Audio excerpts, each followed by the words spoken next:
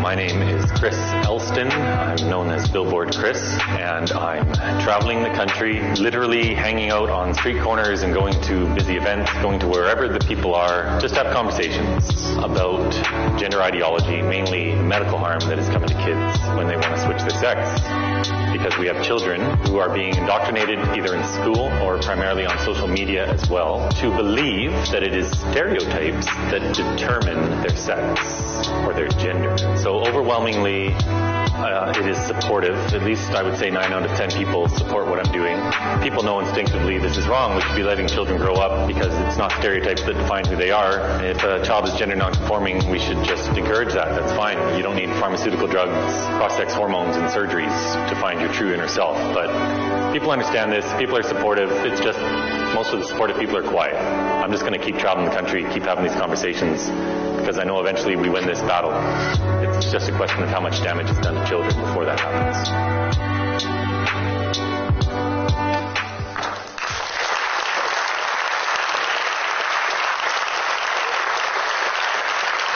Oh, you're getting me emotional already.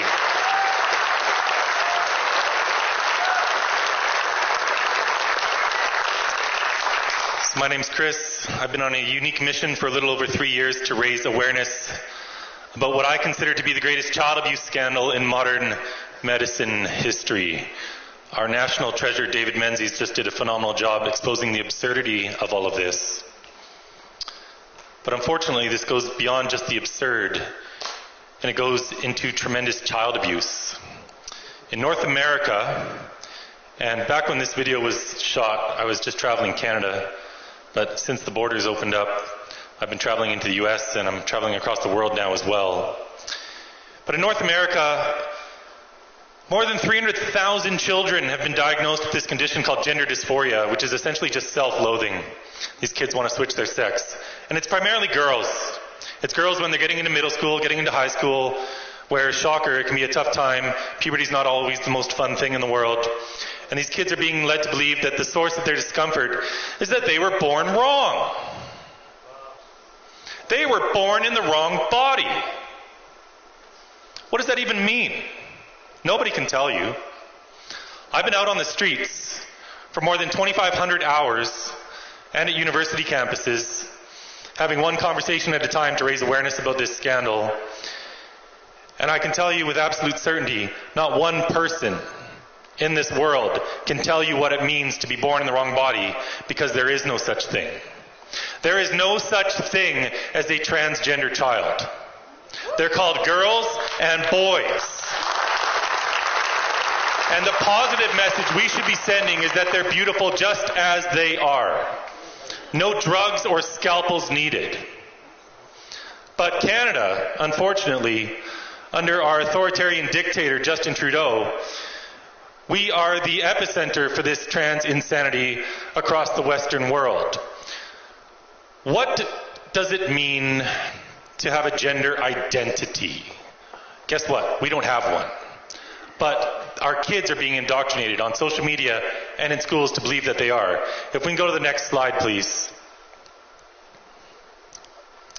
So this is the genderbread person. It's a gingerbread man, but you don't want to give it a gendered name, of course. And it defines your gender identity right on there as being based on your personality, your job, hobbies, likes, dislikes, roles in society, and expectations upon you. Tell me, what does your job have to do with your gender? I'm born in 75. When I grew up, we kind of got away from all these stereotypes and we taught our girls they can be whatever they want to be when they grow up. And they can be, they just can't be a man. But this is all stereotypical nonsense. Your hobbies? What the heck's that got to do with your gender? How many women here were tomboys growing up? Congratulations, you're all transgender. But don't take my word for it. Let's hear from one of the greatest experts in the world. Boston Children's Hospital is the number one ranked pediatric hospital in the United States of America. Actually, they're number 2 now. And I'd like to think I had a part in that downgrade. But last year, in August of 2022, I tweeted out one of their own videos that their gender clinic had produced about how they perform gender-affirming hysterectomies. at the Children's Hospital. And we'll get to that video in a second. But this video started to take off. It was getting a lot of views. Some media were picking it up. And I thought to myself, I'd better record this. It was from Boston Children's Hospital's own YouTube channel. I thought I'd better record this because they're probably going to delete it. Sure enough, that night they deleted it. So I tweeted out my recorded version. I sent it to Libs of TikTok, this popular account on Twitter. I sent it to Matt Walsh from the Daily Wire, the guy who made the great film What is a Woman. They retweeted it for me. And this video went viral because people, I think, knew that there were weird things going on in these gender clinics at these children's hospitals, but they didn't really understand exactly how ghoulish this was. But this first video here is from the director of the Gender Multi-Specialty Clinic, the top-ranked gender clinic in the world, probably. So let's hear from her what it means to be transgender. A child will often know that they are transgender from the moment that they have any ability to express themselves, and parents will often tell us this.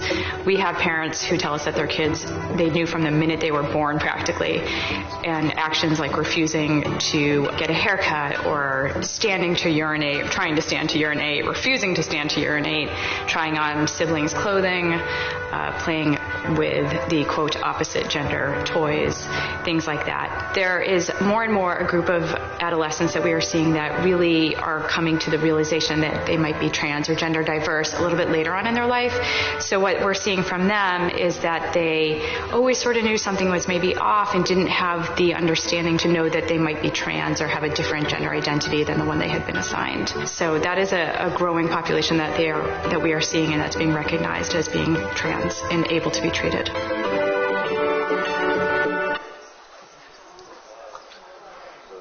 No big deal. If you're playing with the wrong toys, you can be treated for that. If you're a little girl that pees standing up because you got some big brothers and it looks fun, and I can attest it is fun. Well, gosh, maybe she's transgender. If a little boy has some big sisters, shocker, they're going to play dress up with their little baby brother. That doesn't make him a girl. Let's go to the next video, please. And I'm going to cut this one short because I can't stomach all of it, so I'll tell you when.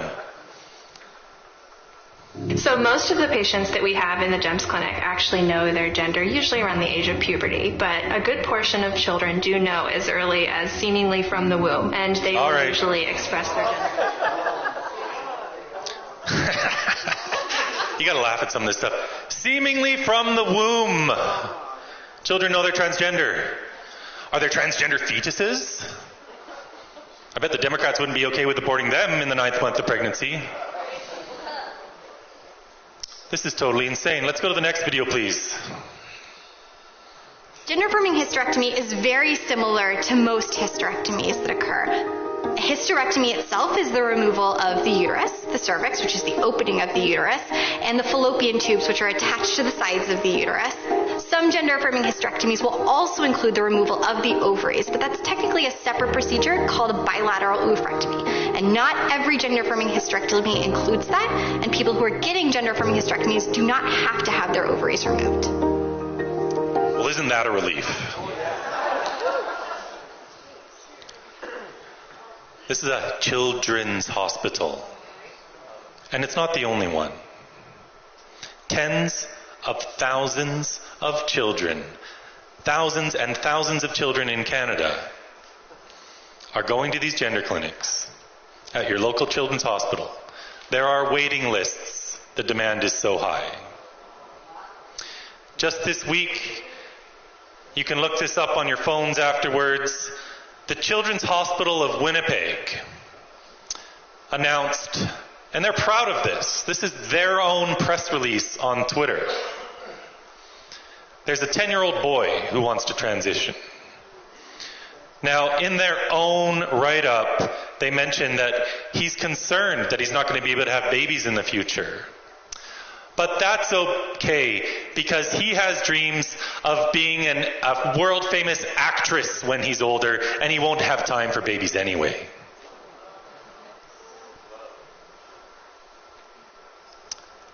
This is a poor little 10-year-old boy with crazy parents who's been deceived to believe that he's really a girl. And crazy parents are going along with it. But where there's no excuse for any of this is when the health care officials go along with this. Not only do they go along with it, they push it. A bill passed in Canada last year. It's called Bill C-4. It passed unanimously. Now, I don't know if the member of parliament that was here earlier is still here. But Bill C-4 made it a crime for any of you to convince your child or your grandchild that they're a boy, if they're a boy, or if they're a girl. It's okay to convince your little girl that she's really a boy and turn her into a lifelong pharmaceutical patient. It's not okay if she's been indoctrinated at school or online.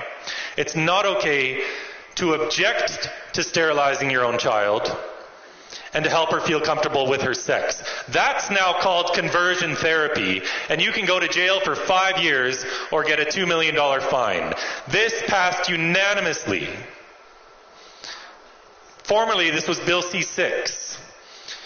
And when the election was called in 2021, all bills die, of course, so that bill never passed. It had already passed the House. It hadn't yet passed the Senate. At that time, I think it was 62 Conservatives voted against it, about 50 voted for it, and of course all the other parties voted for it. One of the Conservatives who voted for it was Pierre Poilievre.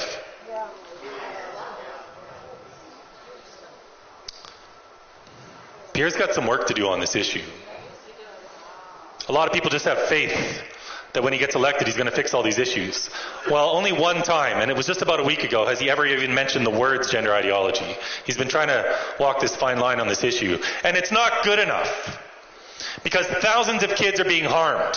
We flew the flag at half-mast for about 9 months based off a hoax of Indigenous children who were murdered at residential schools and buried in mass graves. A total hoax.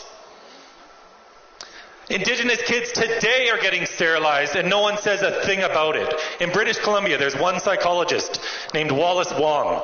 He gave a talk at the Vancouver Public Library a few years ago.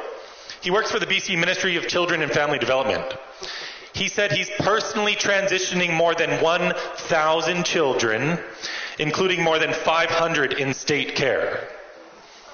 There are only 6,000 kids in state care in BC.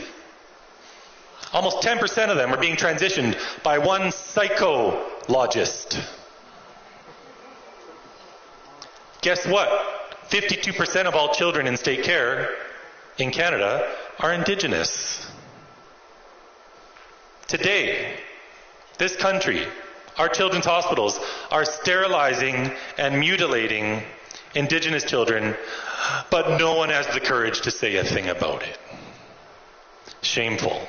So I need everyone with a connection to their MP to make some noise, because this isn't made up. We have receipts for all of this. Let's go to the next slide, please.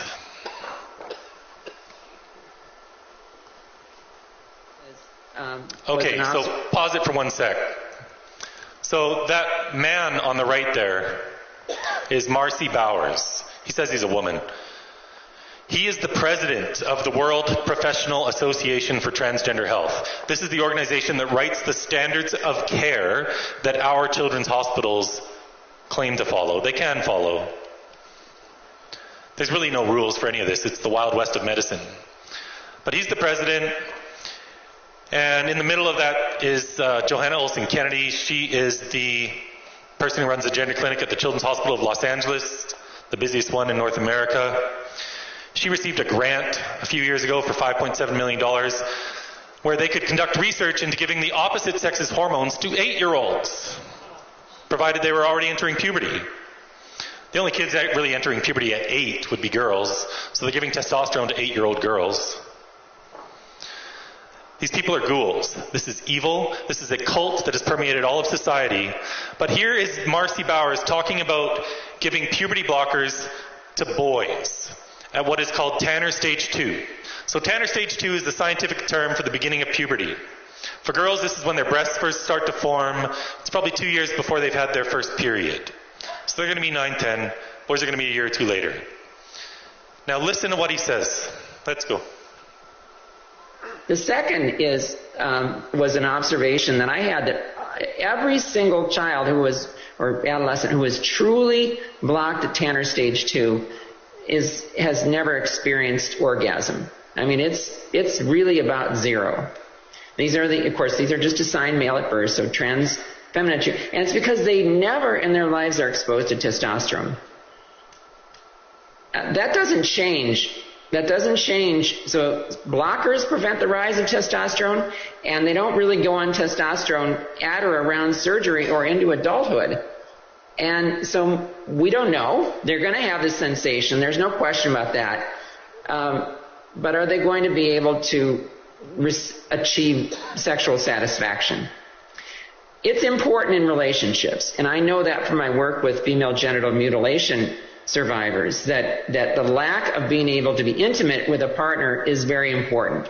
And so this is what really raised the red flag for me, is to say, look, we need to have our eyes open about it. I think it's been beneficial talking about it. I know Joe and many others have reported to me, they've changed their approach a little bit in their informed consent models, and that we're talking about masturbation now. We're talking about, okay, that's an area of the body that's got very dysphoric for you, but you know what? All a penis is just a large clitoris. I mean, it's all the same material. It really is.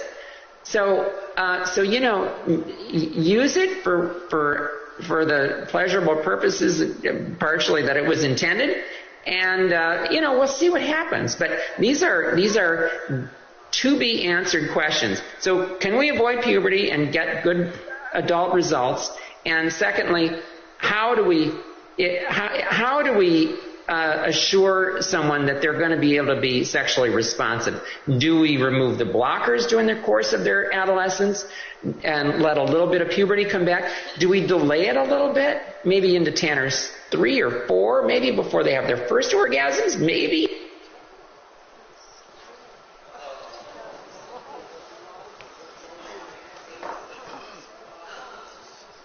He's spitballing. What do we do? Do we let a little puberty happen?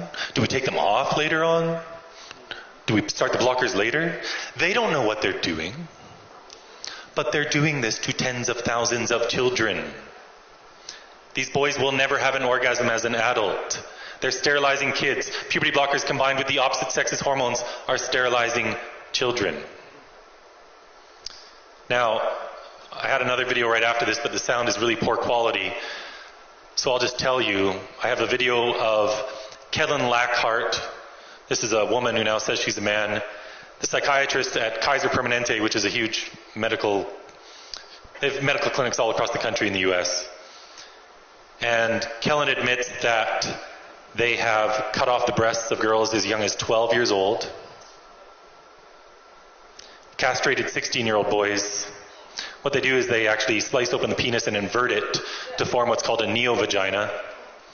But because these kids were on puberty blockers, their penis never grew. So they don't have enough tissue to do this surgery. So what do? They cut out some of the boy's colon. Or they cut out some of his stomach lining, the peritoneum, to form the interior lining of this neo-vagina. They are doing this to children. Here in Canada, the National Post just reported about a month ago, we know they're cutting off the breasts of 14-year-old girls in Canada. Again, this is a social contagion primarily affecting girls. Let's go to the next slide, please. Who are these kids? Who are the kids who show up to these gender clinics?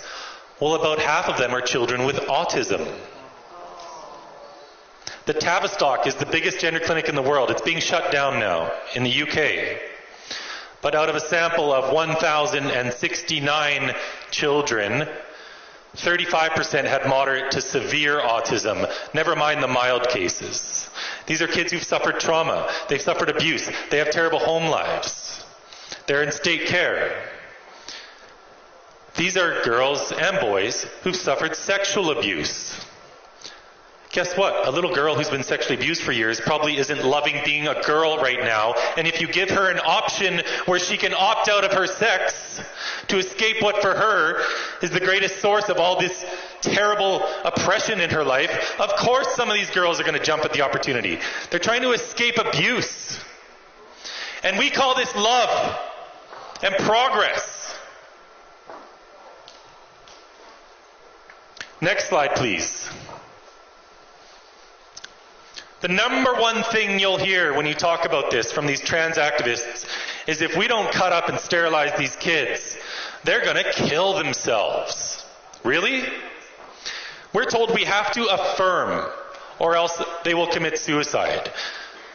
If a girl is anorexic and she wants to kill herself, do we affirm her anorexia? Do we say, yes, sweetheart, you're overweight, let's give you some liposuction? Of course not. Do we do this for any other mental health condition? Of course not. And guess what? Suicides don't go up if you don't transition kids, obviously. This is a lie. It's a despicable lie used to coerce parents to go along with this. They're told you can have a dead daughter or a live son. And it's used to silence people anytime they object to this. Well, whether you believe in creation or evolution, I've got news for you. People weren't killing themselves because they were going through puberty. If you believe in God, this ideology teaches that God made us wrong. If you believe in evolution, this ideology teaches that somehow 1 billion years of the process of natural selection has failed. And for the first time in history, we need a pharmaceutical company to help our children be their true selves. Totally insane. So it's all a lie. The other thing you hear is that puberty blockers are reversible. How is time reversible? If a girl goes on puberty blockers from 11 to 16, her breasts don't grow, her hips don't get wider, she loses bone density. Well, guess what? Those years of development are gone. She's not going to start going through puberty in her late teens and into her 20s. These boys end up with a micropenis for life. It's not reversible. This is a sales pitch where they say, we're just buying the children time for them to explore their magical gender identity. And sure, if you go on puberty blockers for 3 months, come off, not too much harm done. Puberty would resume. But we know in practice that 98% of the children who start on puberty blockers go on to the opposite sex's hormones. So now you got girls growing beards, getting a deep voice. After 4 or 5 years on testosterone, they have to get a hysterectomy because it causes vaginal and uterine atrophy. We're sending teenage girls into menopause, which has 100 side effects of its own. Early onset dementia, early onset osteoporosis. I don't need to tell a lot of the women in the audience what menopause is like. Now 15-year-olds are going through it. Next slide, please. So what do we do? I learned all about this, and I'm a dad of 2 girls. They're 11 and 13 years old now. When I first started learning about this, they were 7 and 9, 8 and 10 when I started this campaign. And the more you learn about this, the worse it gets. I've barely scratched the surface. But I decided I wasn't going to look back at my life in 40 years and say I knew about the greatest child abuse scandal in modern medicine history and did nothing about it. So what happened in July of 2020, a woman in the UK put up a sign at the Edinburgh train station that said, I love J.K. Rowling. Because J.K. Rowling, the Harry Potter author, has been the most well-known person in the world to speak out against this abuse and to stand up for women's rights. The sign that was put up at the Edinburgh train station lasted 1 day because some people on Twitter complained, and so the government-run train authority took it down. I got tired of our freedom of speech coming under attack, so I said, forget this. I'm all done being quiet, and I put up a billboard in Vancouver that said the same thing. It lasted 1 day because a Vancouver politician said it was hate speech. It's got a big red heart on it. Next slide, please. You can hit play. Oh, it doesn't matter. They covered it up the next day. I got paint bombed overnight, of course. They covered it up. I was prepared for this. And so I leveraged all the outrage online because this made some world news. And I leveraged the outrage into a quick little fundraising campaign. And a week later, I had the same billboard up in San Francisco. Yep. Then I had one up in Portland. Los Angeles, all throughout Utah, all throughout the Washington, D.C. metro, in the underground, and then Times Square. That was my September of 2020, and I ran out of money, and no sign companies would work with me in Canada, and I had a vision to start conversations, because I believe we need to talk to people face to face. The only way we put a stop to this is through mass awareness campaign, and I'm a guy with no platform. I used to be a financial advisor, so I've taken the traditional career arc from financial advisor to sandwich board guy standing out on the street. But that's what I did. I had some signs made up.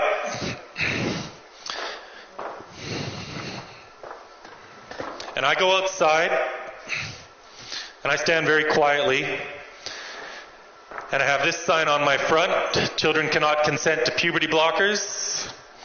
And I normally have this sign on my back, which is my very technical definition of a dad, a human male who protects his kids from gender ideology.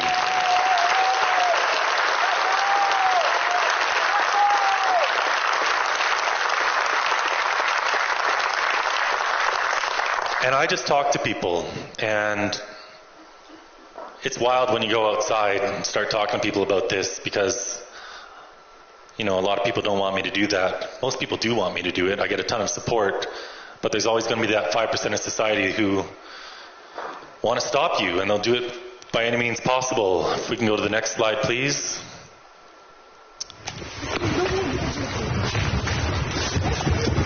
Okay, we can go to the next slide. There's a whole bunch of swearing, so I don't want to get into that. But I got attacked one day in Montreal. I blocked a traffic cone that guy was swinging at my face with my forearm 4 times, so it broke it. Next slide. But here's the thing. They did me a favor. And I want to thank Antifa very much for helping to reach millions of people about this child abuse. Because when things like that happen out on the street, we can go to the next one, all it does is elevate our message and help us to reach more people. And so that's me in the hospital in Montreal as I was waiting for my taxi, which never came. And that was a surreal day, because I ended up walking back 1.5 miles in a snowstorm in a ghost town of Montreal, because it was during COVID. And they had a curfew of 8 p.m. I don't know if you realize this, but COVID really starts to spread at 8 o'clock. And you've got to get inside where it spreads even faster. But next slide, please. We cannot let these angry people stop us. We cannot let them intimidate us. We cannot be afraid to stand up for our kids. So we just keep going. That's me at Queen's University the next day. Let's go to the next slide, please.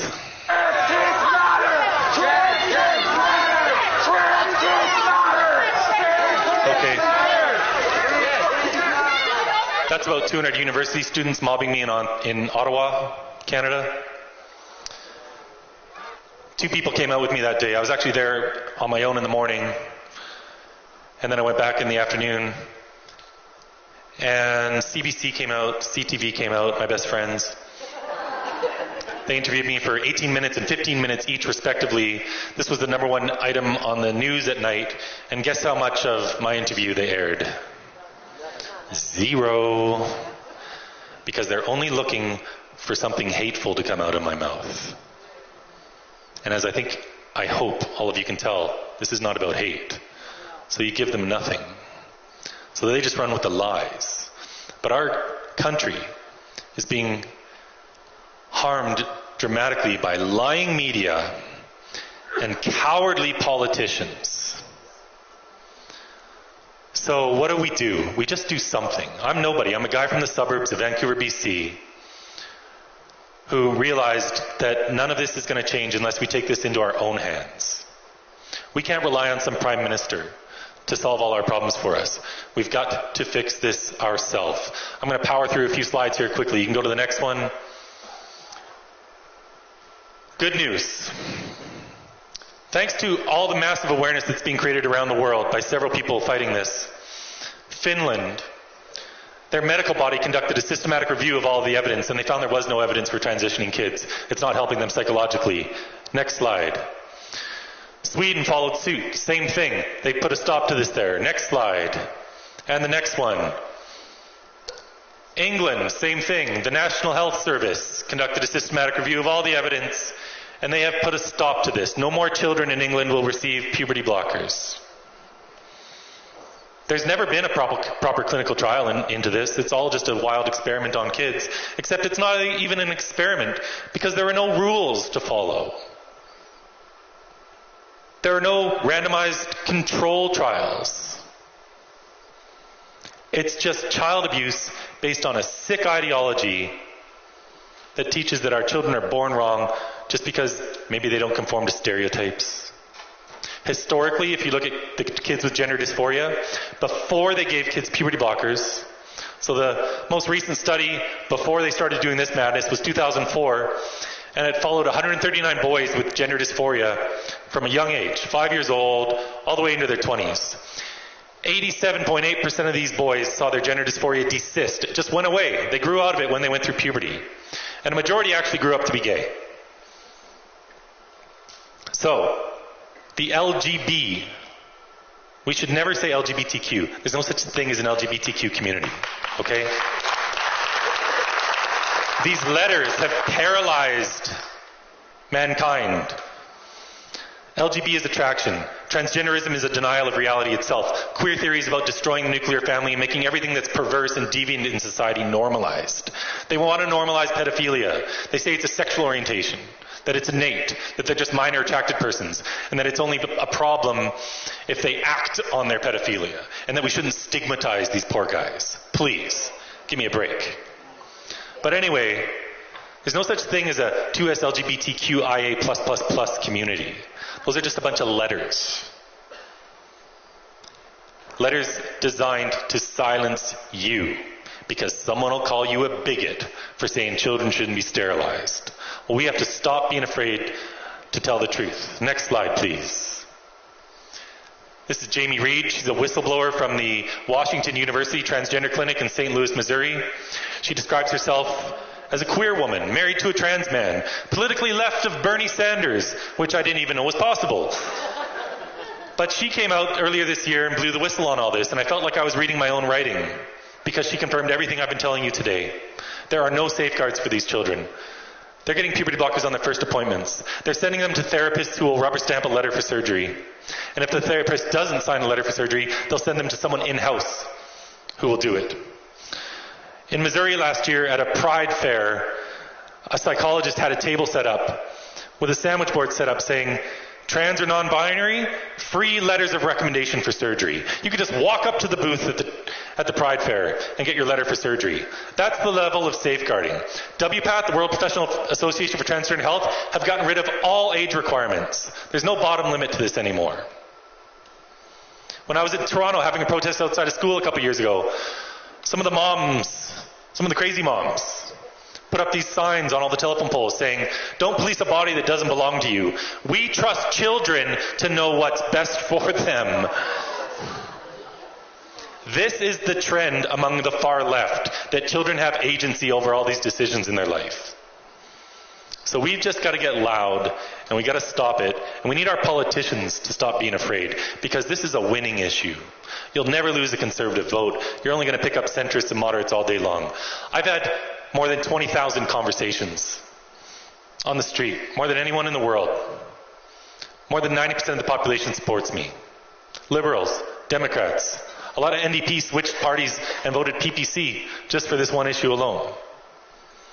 These politicians just need to learn how to message on this. Speak about it with compassion. Don't be bombastic. Just tell the truth. This is child abuse, pure and simple, and there's no such thing as a transgender child. Next slide. We're winning. So I showed you that video a minute ago with those 200 university students mobbing me. It was just me, and there was a young woman there with me. I went back to the same street this year, not with one person, but with 500.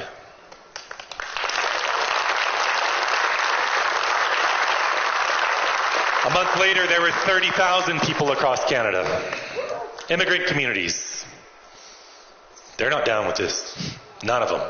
Black community, not down with this. Hispanics, not down with this. But I'm going to finish this off, and I'm sorry I went over time, but this last video is very important. This sums it all up. This is a video of a woman named Prisha Mosley. I found this on the website Reddit about a year and a half ago. I think she probably expected 30 or 40 people to see it, but it was so powerful I tweeted it out, and it's been seen millions of times. And I was hoping she wouldn't get mad at me for doing that, and she didn't. And she's a true hero who has been testifying across the United States in state legislatures, where just in the past year alone, 20 different states have put a stop to this child abuse. So it was always going to happen there first, and it's going to spread across the border here. But let's listen to Prisha's testimony. I can't believe this happened. I ruined my life. When you break it down, I decided that I didn't want to be a woman before I had ever even experienced being a woman. I had no idea what being a woman was like because I was a child. And now I feel like I will never entirely know.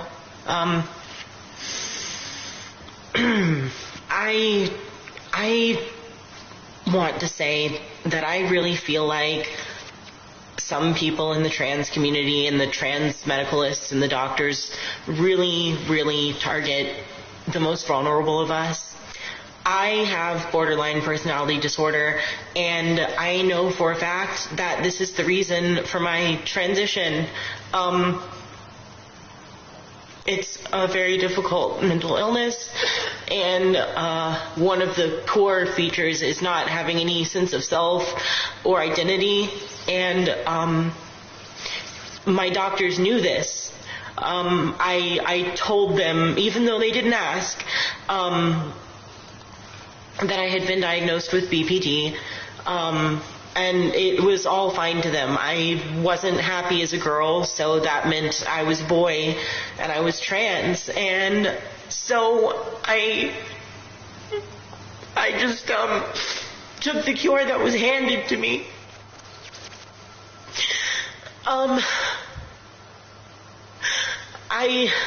I was told that I was being given a cure, and I wouldn't want to kill myself anymore. And it wasn't true. I didn't want to cry in this video, but this is such a hard thing to talk about.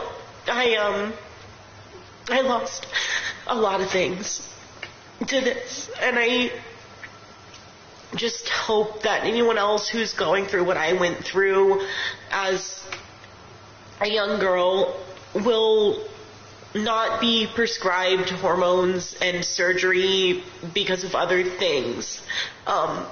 You know, there are so many mental health disorders that make you hate your body, and the solution isn't to change your body, it's to fix your brain, you know. I just don't want anyone else to ever feel this way. I lost my voice, I lost my chest. I don't know if I'm going to be able to have kids. I feel like no one wants to date me or love me because I'm ruined.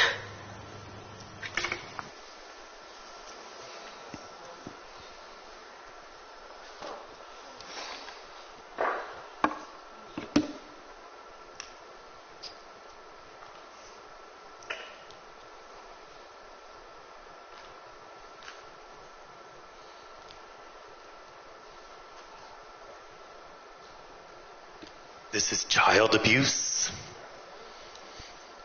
and it's up to us to stop it, and we're going to stop it.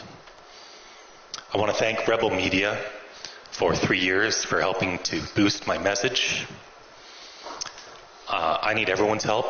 You can follow me on Twitter, which is where I do all my campaigning, at Billboard Chris. You can go to my website, billboardchris.com, and support me through there if you want. But what I really need people to do is to get educated about this and start having conversations, because this is not a fringe issue. This is affecting thousands and thousands of Canadian children. And we will look back at this in 10 years' time, like we look at lobotomies from the 50s. This is a scandal of unprecedented proportions, and we cannot tolerate it a moment longer. So thank you so much for all your support.